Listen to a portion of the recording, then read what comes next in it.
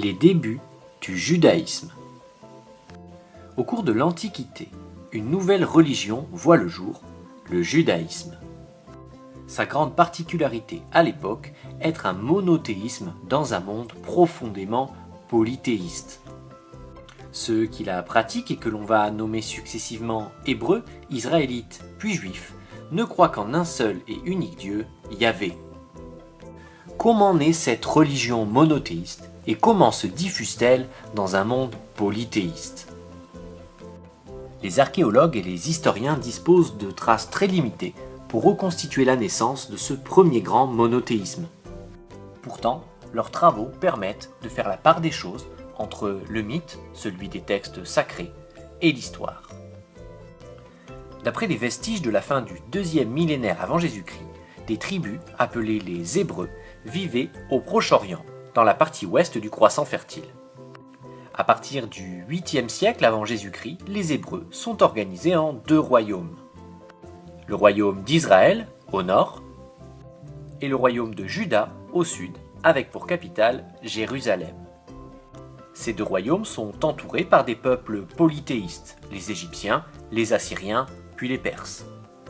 À ce moment-là, les Hébreux vénèrent particulièrement un dieu, Yahvé.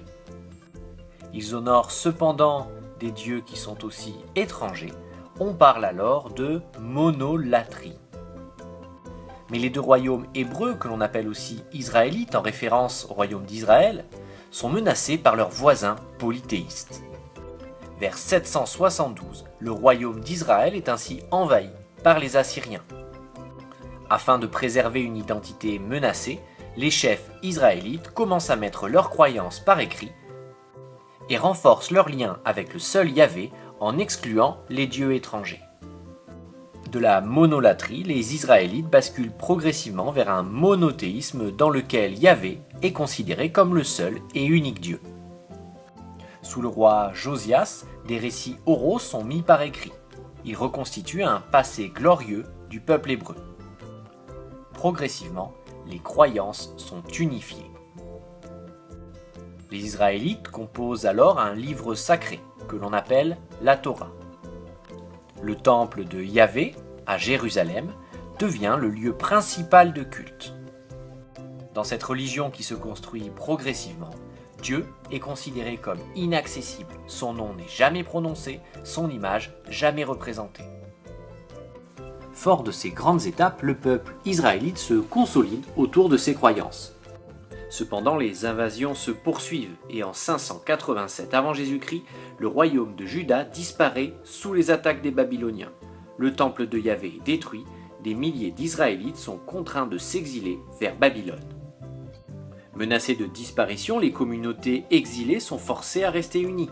Elles conservent alors à distance leurs pratiques religieuses. C'est le début de ce que l'on appelle la première diaspora juive, la dispersion des Juifs autour du bassin méditerranéen.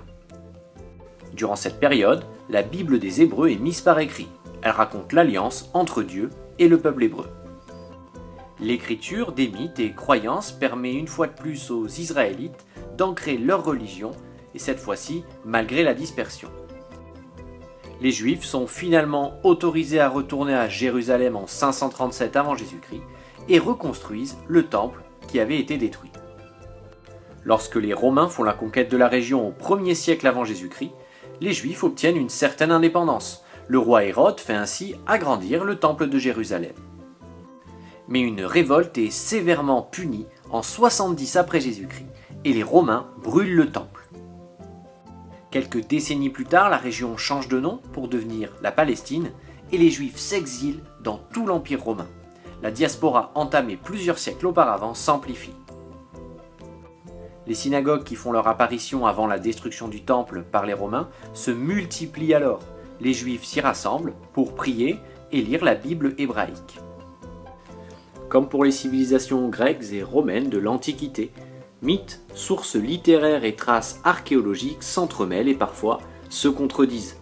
Cela nous amène à porter un regard critique sur les sources utilisées, en tenant compte notamment du contexte géopolitique, social et culturel particulier dans lequel naît le monothéisme juif.